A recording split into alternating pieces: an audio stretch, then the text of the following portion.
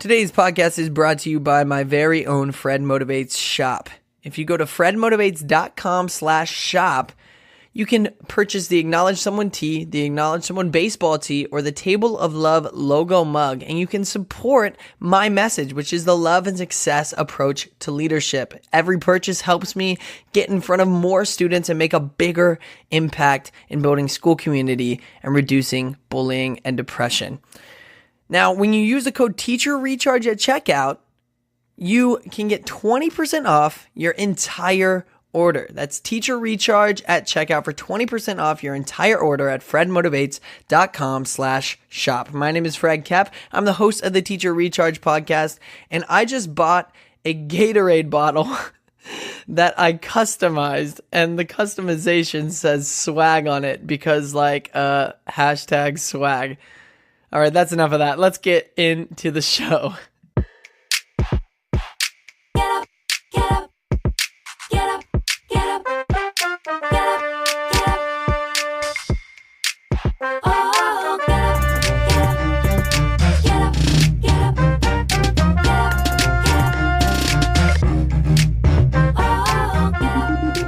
Hello, Teacher Recharge listeners. Welcome back to another edition of the Teacher Recharge podcast, the only podcast on the internet hosted by me. It's hosted by me, Fred Kep. I'm your host. Today, we are back on the guest game because we got my good friend Robin Montano on the show. She majored in English and she minored in business administration. She played soccer all through college. Now she's working at Newton High School as a soccer coach and a journalism advisor, yearbook, news magazine advisor. She is a club sponsor for the senior class. She is the FCA, so Fellowship of Christian Athletes sponsor, and she's the Do Crew sponsor, which is the spirit group on campus, like the student section. She's been in education for 12 years now, and she has a lot of wonderful, wonderful things to say today. You're going to love this interview. She's a class act. She's fantastic. But enough about that. Let's actually just show it to you. Enjoy the interview with Robin Montano.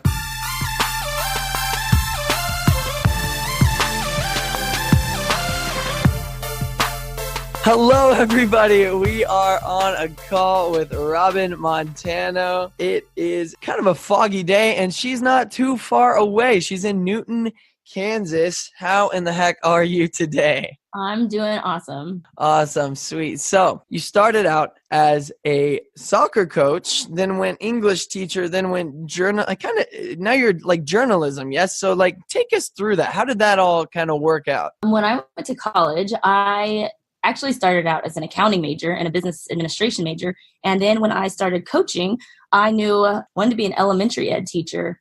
Then when I transferred from Butler to Bethel, I changed to accounting. And then I started coaching at Newton High, which is my alum. And after working with those athletes, I was like, I need to teach. I like these relationships, but I definitely like the high school age. And so I switched majors again and became an English major and graduated with that with my bachelor's, and then took a position 4 years later after I graduated because there just wasn't a job available at Newton, and I already had my foot in the door with coaching. My family's here, this is our hometown, and so I just did that until my dream job opened up. And then finally there was a position available, and I taught English, and I loved it, and it was awesome. And I love the way you can connect with kids through English, because just through their writing and some of the discussions you have over novels and things is a great way to really get to know them personally. But then 3 years ago, my administration approached me about filling the vacant journalism position. And I was a yearbook editor in high school. And it's just a fun, really active, busy department. And so I thought that would be cool. So I took my praxis and moved my whole room and my whole life across the building in 5 days.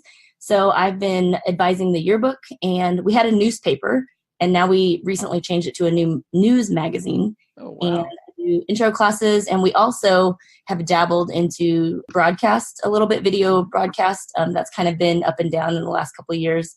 Looking to bring that back. But yeah, that's where I sit now. So I'm in the journalism communications world.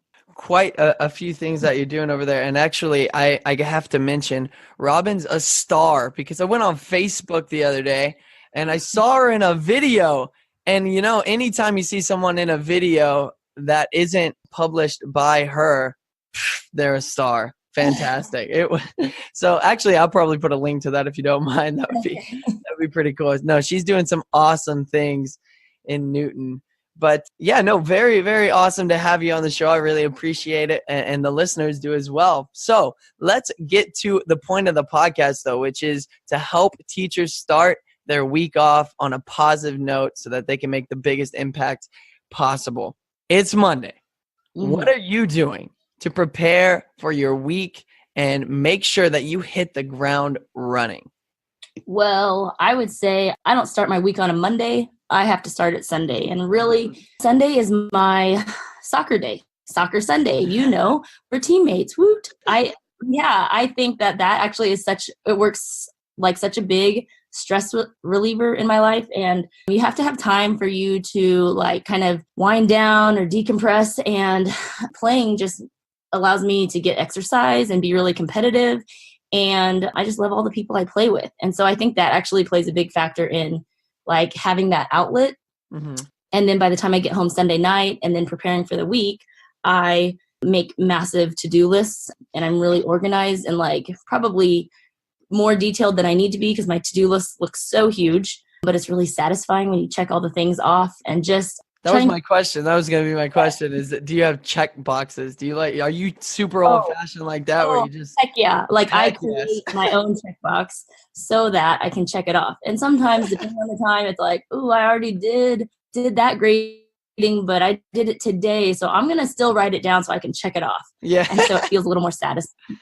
Heck yes. I totally understand that. I love it. So you're doing that before Monday. You go in feeling a bit refreshed from soccer and feeling accomplished because of the checklist. And then on Monday morning, like going to the school or anything, how do you make sure that you're getting into that classroom and you're energized? Is it just having that base of like, I've already done, like I'm ready for today because of the stuff I did yesterday? Yes. Like I think getting organized the night before, because my students would never know, but I would say I'm not a morning person. Right. However, by the time they walk into the door, I am like amped and ready to go. And people are like, you have so much energy. I got to get my 32 ounces of coffee. So I'm a coffee drinker for sure. But once I am upright out of my bed, I just take off and I'm like going a million miles an hour all the time. And so some days are harder than others, but you just like my drive to work, which I live in Newton, so it's really short, but that drive just allows you to like think about what are you going to do today? Who do you want to like connect with? What's your purpose in going to work every day? And the purpose is to like impact lives and make things better and to teach kids something, whether that's specifically something about journalism or like responsibility or there's consequences for your actions. Like touching lives in a way that like is going to impact them, not just tomorrow, but the next week and the next week and the years to come. So one of the things you just said there that I think all teachers could kind of think of on the way to work. And I love that thought is asking yourself, like, what is your purpose today? I kind of touched on this last week. For me, it's the little things. It's the little things. Like the little things we say to people have such a big impact. Just to kind of establish, like, why are you actually doing what you're doing? I think that could be even refreshing. Like that is because now it's like, oh, well, now I have a reason to be here doing what I'm doing. So I love that thought. The next question I want to ask is, what is something unique that you do as a teacher that maybe could help other teachers in their classroom? I know, like everyone has different strategies and develop their own style, and it definitely doesn't work for everyone. But for me, like my number one priority is like connecting with kids. And honestly, I think I'm pretty honest with my students. I'm pretty transparent about my own personal life, but then also just about my expectations. Like there's not like teacher me and then like if you see me at the store, I'm going to be like the same either way. And I think just the idea of how I talk to them, what I ask about them, and show up to the extracurricular events. And I know there's a lot of teachers that do that, but just establishing that relationship early on and getting that buy-in. I also, this is not like educationally related, but I am known for playing Friday jams between the passing periods. And so my room is always bumping. Hey, I like that.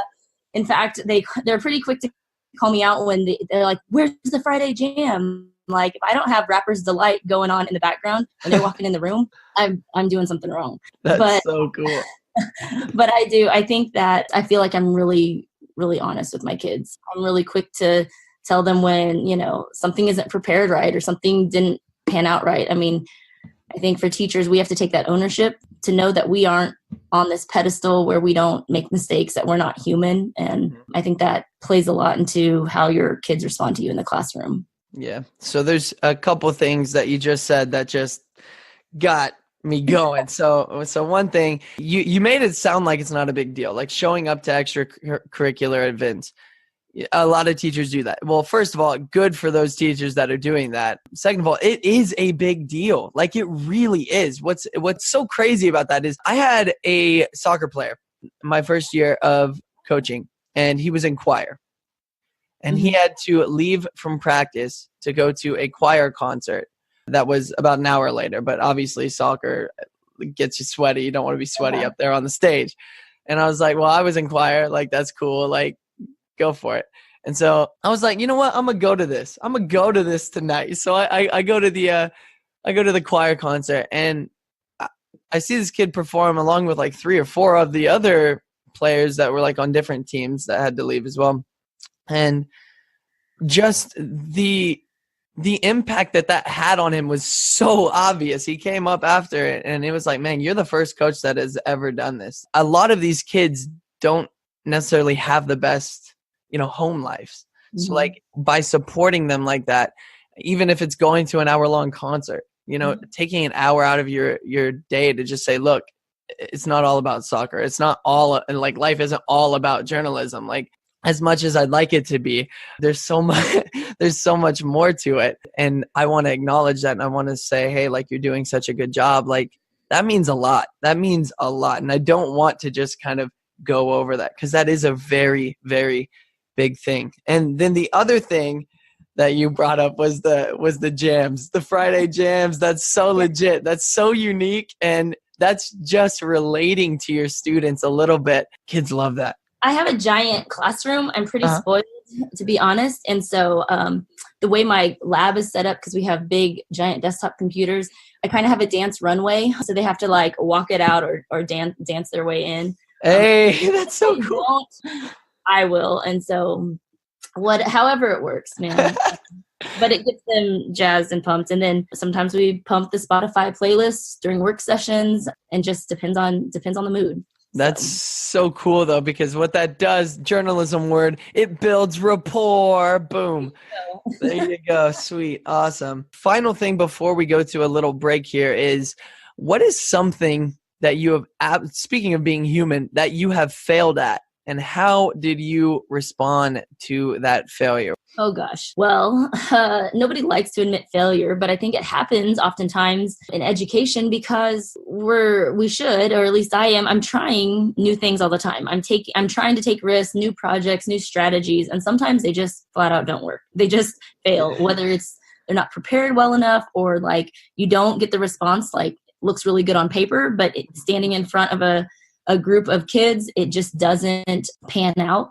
And so I think the solution, like how you overcome that, is just being flexible, is just being able to change and not getting like, well, this is how I said I was going to do it. We're going to stick to it, even though it's terrible. Changing on the fly. And that's the exciting part about teaching, is like no day is ever the same. Mm-hmm. And so like that's really big and generic. But I think the more important one, and the one that like is hardest, is where my strength, I feel like, is building relationships with kids. But there are years, whether you really like to admit it or not, there are kids that have been in your classroom that you simply don't connect with for whatever reason. Like there's personality differences. There's those that just, that intrinsic motivation to want to be there. There are other home life factors, all those things that have what I would call unfortunately kind of slip through the cracks, at least in my classroom, right? They might be connecting with another teacher somewhere else.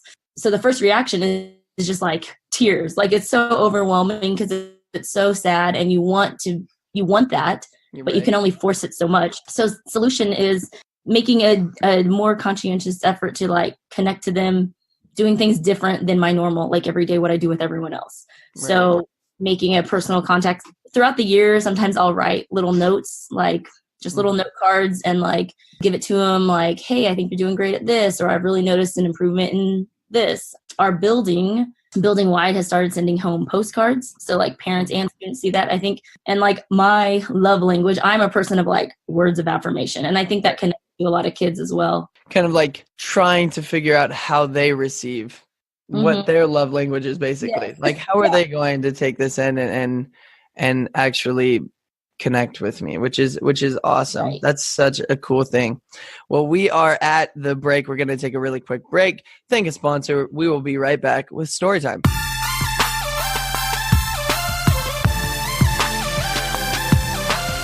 For you, the listeners of the Teacher Recharge podcast, Audible is offering a free audiobook download and a free 30-day trial. Whenever I have a guest on the show, I ask them for a recommendation. So, Robin, what would be a book recommendation that you have for us? The most recent book that I read over Christmas break was actually The Hate You Give, and it's amazing. It's so awesome. I have yet to see the film, but it's very powerful. So The Hate You Give, if you'd like to download an audio book version of The Hate You Give, you can get that for free at audibletrial.com/teacher recharge. They'll also throw in a free 30-day trial at audibletrial.com/teacher recharge. Once again, that is audibletrial.com/teacher recharge.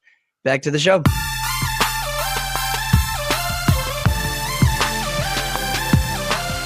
And we're back with Robin Montano, and it is my favorite part of the week. It is story time. This is the first time you've listened to this podcast. This is the part of the show where I let the guest have the floor and they just tell me whatever story they want. It could be sad. It could be happy. It doesn't even have to be teaching related. Whatever Robin wants to say, she could say it. The floor is yours, Robin. Oh, it's man. Story time. Oh, man. Story time. I think journalism, okay, the story itself is just like why I love this job. Okay, that seems really, I don't want to be so like cliche and like, oh, it's all about education. But journalism is like the perfect fit for me. While sometimes I stress about like my content knowledge because that was not my major. That's not what I went to school for necessarily. But it changes so much and I'm just like learning on the fly and everything is kind of self-taught at this point. And I have a nice connection with like a big network of other advisors. But I think the biggest thing about journalism is it touches kids that it doesn't matter if they're going to go into journalism later. It's the idea that they're learning skills that are going to take them or help them be successful in anything they do, whether that is college or their career or just their part-time job, because those kids are learning responsibility in a different way than like regular group projects at school. They're like our publications are student-led. So the leadership skills, the organization, the accountability, communication, they're learning to problem solve, all those things. But at the same time, building a culture, like a community within themselves that they can like kind of rely on. So it's really fun that over just 3 years of doing journalism, watching those groups grow closer. We have our group chats and then they have their separate one without their teacher because they're just friends and they have a lot of fun together. And it's really, both of my yearbook and Newsmag staff are pretty diverse. So they have kids that are coming from a lot of different social backgrounds that you would never fit in a room and think like they're going to go hang out, but yet they have. I've got a yearbook staff that has like dancers and baseball players and softball players and track and just some other, and a cheerleader and all these kids that come together and like go to the pumpkin patch and go eat at Applebee's. They dedicate so much time. They really spend a lot of effort in trying to like master their craft. It's awesome. And I've got former students who did not go to college for journalism, but found themselves, one is the editor of her newspaper now. Another one is writing for the paper at KU. Again, that's not their major, but they had the experience and they loved it enough to find it as another outlet for another job. It's just awesome when you start to see kids that have gone through your programs and finding success. Like that's the end goal, to find them happy and healthy, and that something along the way that you've provided has like helped them, big or small. So sweet. No, that's really cool. And I think what you can take from those kind of outcomes and stuff is it kind of shows you're providing an opportunity for them in high school that is enjoyable, a learning environment that is enjoyable, so that when they leave, they have those enjoyable thoughts. Like we talk about this a little bit, even with, I'm sure like with coaching soccer, the big debate about whether running as a punishment is actually a good thing or not. Because if you punish kids by running, then, soccer is a running sport. So if you punish them with running, they're probably never going to run again because they're not going to want to punish themselves unless they're just a freak. So it's like the thought there is how can we create an enjoyable experience where they're actually going to take and empower themselves to do something like off the field or out of the classroom in your case, which is obviously happening. So it's so awesome to hear like all the good stuff that is going on in Newton, homie. That's what's up. Yeah. Awesome. Sweet. And by the way, just real quick before we end, what actually is the Newton High School mascot? Okay, so we are the home of the Railroaders. Railroaders is our real, that's what it is. But now it's like we go by, like, we're the Railers, but our actual mascot is a Railer man. So, take any of that. Like it's a really Railer man, like a conductor? Yeah, kind of. Okay. Like he's got overalls. He's real big and buff. I'll take the picture. Well, you heard it here, folks. It doesn't get more Kansas than that. Oh, my goodness. That's so funny. All right. Well, if people want, we're about out of time here. So if people want to kind of get in touch with you, ask some questions, or just kind of follow what you're doing, how can they do that? Well, I've got a Twitter. It's at RobinMontano7.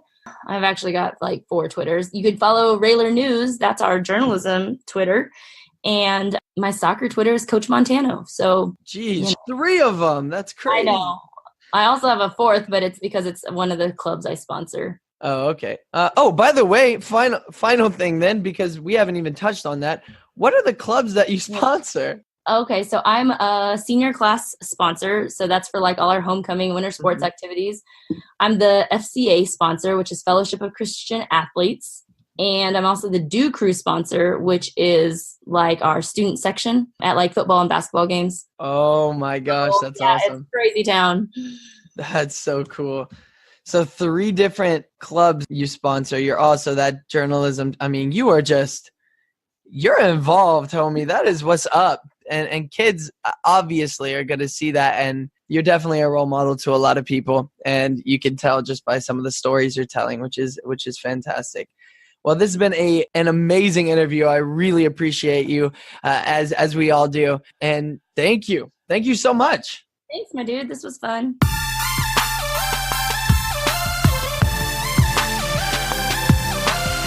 We're almost at the end of the show, but first, the weekly challenge. Each week, I give you a challenge to take into your classroom or into your life to help you make the biggest impact possible. Robin said something that was very short, but very, very impactful, and that is that she sometimes writes personal notes to students that she finds hard to connect with. So my challenge to you this week is pick one student and write a little personal letter. It doesn't have to be long, 1, 2, 3 sentences, just about how much you appreciate them, and really start putting that love out there. All right, go out. I'd love to hear from you. Email me at teacherrechargepodcast@gmail.com and tell me how it goes. Until next week, much love.